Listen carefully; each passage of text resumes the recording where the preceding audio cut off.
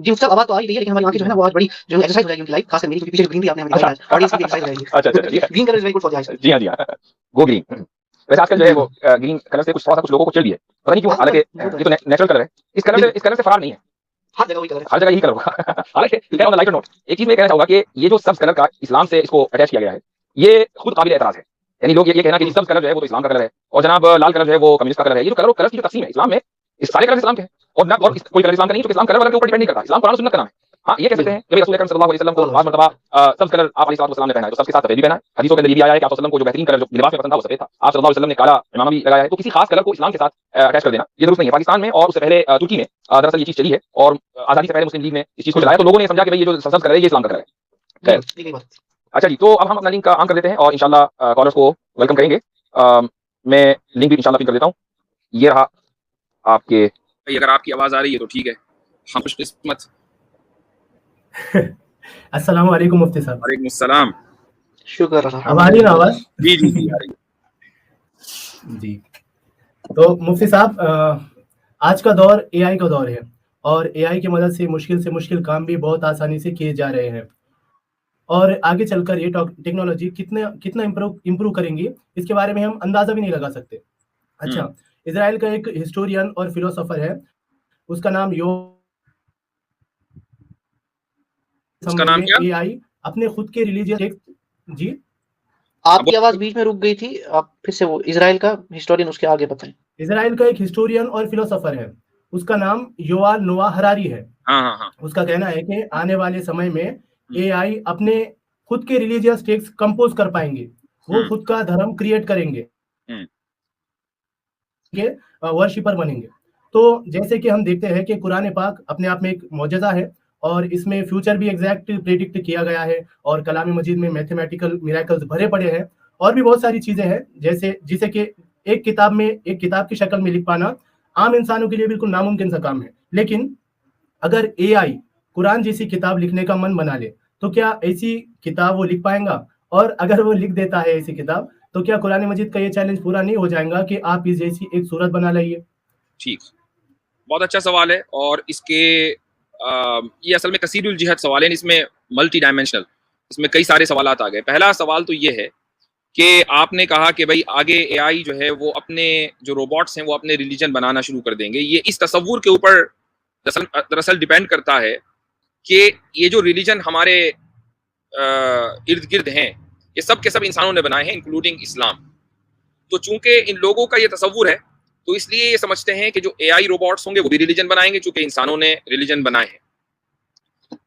ये दरअसल इस पर ये सवाल इसलिए जहन में आता है, ये लोग ये ऑब्जेक्शन इसलिए करते हैं कि जो एआई टेक्नोलॉजी है वो उसको सही तरीके से खुद समझ नहीं रहे हैं, और वो इसलिए कि दो तरीके हैं एआई टेक्नोलॉजी के।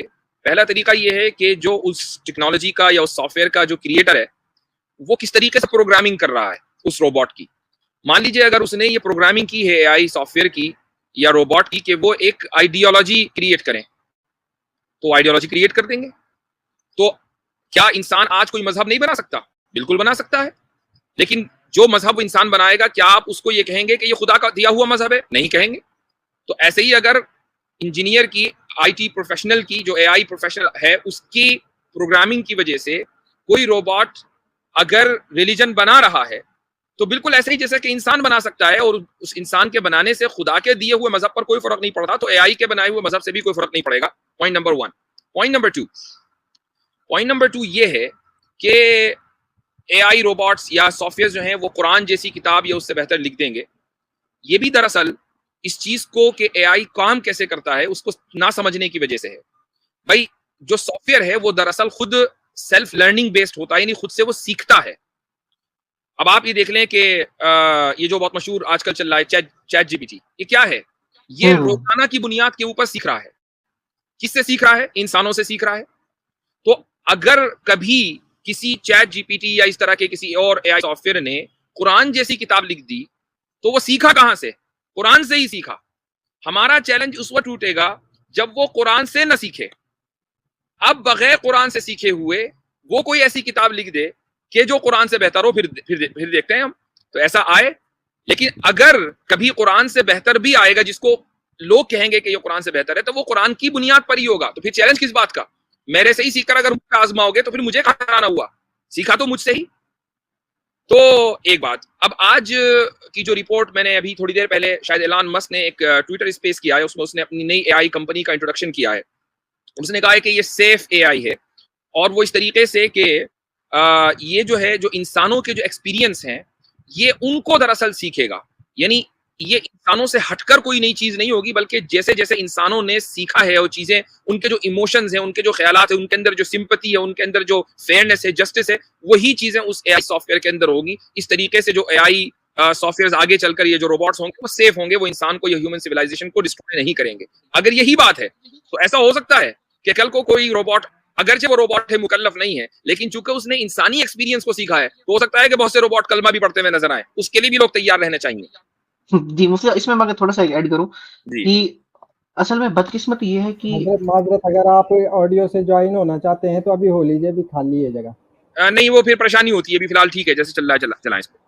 अगर मेरी आवाज सही आ रही है तो वैसे रखें। जी जी मुस्ता, मैं ये कह रहा था कि मसला यहाँ आता है कि हम जब भी कोई चीज देखते हैं तो उसको ज्यादा हाइप कर लेते हैं। अब क्योंकि एआई के बारे में पिछले 10, 15, 20 सालों में बहुत सी मूवीज बनी कि किस तरीके से कोई एक रोबोट था, वो थोड़ा सा पागल हो गया, बौखला गया, और उसने अपने पूरी एक वो फौज बना ली। तो असल में होता ये नहीं है। एआई का, जैसे मुफ्ती साहब ने भी कहा, कि वो वही काम करेगा जो आप उसको इनपुट देंगे। वो सारा इनपुट बेस्ड काम करता है।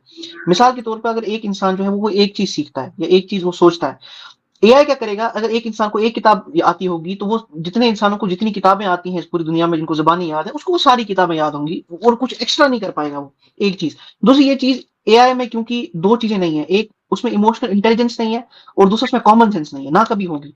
इमोशनल इंटेलिजेंस और कॉमन सेंस ये ऐसी चीजें हैं जो इंसान को इंसान बनाती हैं। ये दो चीजें किसी और जो है आपको किसी और ऑर्गेनिज्म में नहीं मिलती, या सेल्फ कॉन्शियसनेस जो है वो किसी और आपको ऑर्गेनिज्म में नहीं मिलती। तो इसीलिए ये जो चीजें हैं, आप ये सिर्फ चस्के के लिए आजकल जो है ये बातें चल रही हैं कि एआई जो है कल को हम पे वॉरफेयर कर देगा, हम पे ओवरटेक कर देगा। ऐसा कुछ भी नहीं होने वाला है, आप टेंशन ना लें, कुछ भी नहीं। ऐसा हुआ था आज से कुछ साल पहले जब कंप्यूटर का इंट्रोडक्शन हुआ, खासकर इंडिया में, तब लोग डर गए कि हमारी जॉब चली जाएंगी, जैसे आप डर रहे हैं। कुछ भी नहीं होगा, इंशाल्लाह इंशाल्लाह ऐसा कुछ नहीं होगा जैसा आप कर रहे हैं। ये बस एक शोशा छोड़ा हुआ है इनमें।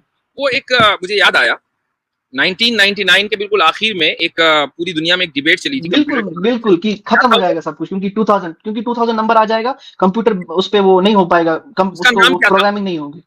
उसका नाम उससे पूछता था, मैं भूल गया हूँ। वो एक फिनोमेना था, क्योंकि लोगों को डर रहे थे।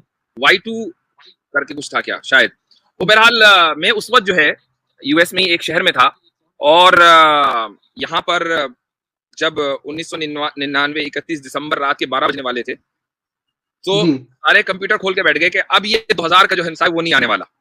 नहीं आने वाला। अच्छा, और ये था कि भाई जितने जहाज उड़ रहे होंगे सब एकदम कंप्यूटर प्रोग्रामिंग खराब हो जाएगी, सब गिर जाएंगे, दुनिया खत्म हो जाएगी। और एक ही हुआ था, कुछ भी नहीं हुआ। बिल्कुल, ये बस ये हवा है और कुछ नहीं, कुछ नहीं, इंशाल्लाह कुछ नहीं। अच्छा जनाब, ठीक है। आलमी फैक्ट्स। जी मुफ्ती साहब, आपने बिल्कुल सही फरमाया, दुरुस्त फरमाया आपने। और आपने बोला कि इंसान भी बनाते हैं मजहब, तो उसमें खामियां भी होती है, बराबर है। लेकिन कंप्यूटर जो काम करता है उसमें परफेक्शन होता है ना। और मैं ये नहीं बोल रहा कि वो बना ही लेंगे, मैं बस सवाल पूछ रहा हूँ। एक वीडियो अपलोड किया था इसने, ध्रुव राठी ने, तो उसका वीडियो देखा तो मेरे आवाज कम हो गई आपकी, ये मेरे लिए या इनके लिए? ये आप सबको आवाज आ रही है? जी अभी आवाज आ रही है? अरे यार ये बोले जी, अभी आ रही है आवाज? आ रही है। तो मैं ये बोल रहा था कि वो एक एक्सपेरिमेंट भी हुआ था ना, कि दो रोबोट चैट बोट को आमने सामने रख दिया था, एक दूसरे से बातें कर रहे थे, और फिर उन दोनों ने, जो रोबोट थे वो, तो उन्होंने खुद की एक लैंग्वेज डेवलप कर ली थी और उसी में वो बातें करते जा रहे थे। तो वो तो इंसानों ने तो नहीं सिखाया था उनको। और जब इन लोगों ने देखा जो एक्सपेरिमेंट कर रहे थे, तो वो डर गए थे उसको देख के, और उन लोगों ने वो बंद कर दिया फिर बाद में उसको।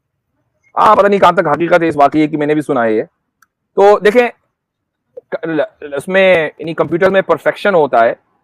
ये जो परफेक्शन है ना, ये बहुत सब्जेक्टिव चीज है कि आप जिस चीज को परफेक्शन कहते हैं वो क्या है।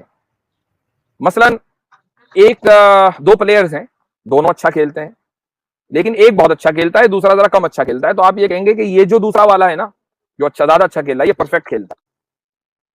लेकिन अगर आप जो पहला प्लेयर है जो कम दर्जे का खेल रहा है, उसको अगर आप किसी तीसरे प्लेयर से कंपेयर करें जो उससे भी कम दर्जे का है, तो अब दूसरा जो प्लेयर है वो भी परफेक्ट होगा। तो ये जो परफेक्शन है ना, ये बहुत कंपैरेटिव और बहुत ही सब्जेक्टिव चीज है। हमेशा आप कंपेयर करके ही परफेक्शन लेकर आते हैं। अब खुदा की तख्लीक में जो परफेक्शन है वो ये है कि खुदा को एक्सपेरिमेंट नहीं करना पड़ा कि चलो यार पहले ये बनाओ फिर ये बनाओ, नहीं ये सही नहीं बना इसको दोबारा बनाओ। नहीं, खुदा ने जैसा चाहा वैसा बन गया, जैसा प्लान किया वैसा बन गया। उसने कोई कहीं पढ़ा नहीं, कहीं सीखा नहीं, किसी मॉडल को देखा नहीं, किसी चीज से कंपेयर किया नहीं। ये है परफेक्शन। लेकिन जब एक कंप्यूटर बनता है तो कंप्यूटर जो है, जो प्रोग्रामर्स होते हैं वो खुद सीखते हैं, दूसरे प्रोग्राम से कंपेयर करते हैं, एग्जिस्टिंग टेक्नोलॉजी को इस्तेमाल करते हैं और वो आहिस्ता आहिस्ता आहिस्ता उस जगह पर पहुंचते हैं जहां आज वो टेक्नोलॉजी पहुंची है। ये ओवरनाइट नहीं हुआ है। इसलिए आप इस परफेक्शन को खुदा के परफेक्शन से कंपेयर कर ही नहीं सकते। अच्छा मुफ्ती साहब, मैं दूसरी बात वो इन्हें बता दूं, वो जो इन्होंने बात की थी 2 रोबोट्स वाली, तो आज मैं एक और बात इसी पे बता दूं कि ध्रुव राठी साहब को जो ज्यादा लोग समझते हैं ना कि वो थोड़े से ज्यादा फैक्ट्स ही बताते हैं, तो ऐसा नहीं होता। परफेक्ट जैसे कोई नहीं होता, उनसे भी गलती हो गई। ये एक फैक्ट चेक जब मैंने पढ़ा था, इसके फैक्ट चेक कोई करती थी वो न्यूज, तो उनने इस पे फैक्ट चेक किया था कि ये 2 थे, एलिस और बॉब। तो मैंने फिर से वो आर्टिकल खोल दिया अभी जब इन्हें बात उठाई। ऐसा नहीं हुआ था कि उन्होंने कोई नई लैंग्वेज बनाई थी। फेसबुक ने क्या किया था, एलिस और बॉब नाम के 2 चैटबॉट्स बनाए थे, तो उन्होंने उसमें ये नहीं उनको इनपुट दिया था कि तुमने इंग्लिश लैंग्वेज की जो रूल्स हैं उसको फॉलो करना है, तो वो कुछ भी अनाप शनाप बोलने लगे थे। तो ये हुआ था, वो थोड़ा सा वो हो गए थे, वो डिस्ट्रैक्ट हो गए थे, ना कि उन्होंने कोई नई लैंग्वेज बना ली थी। वो आपस में कुछ भी आई बाई शाई करके बात कर रहे थे without any grammar and stuff. तो वो हुआ था, और ना वो कभी शट हुआ था कि वो उनको डर के मारे बंद करना पड़ा। ये तो बिल्कुल झूठ है, ऐसा बिल्कुल नहीं। जी हाँ, ठीक है, चलें, शुक्रिया बहुत बहुत। अगले कॉलर को ले। अस्सलाम वालेकुम। ओके। सबक फिर पढ़ सदाकत का, अदालत का, शुजाअत का, लिया जाएगा तुझसे काम दुनिया की इमामत का। सबक फिर पढ़ सदाकत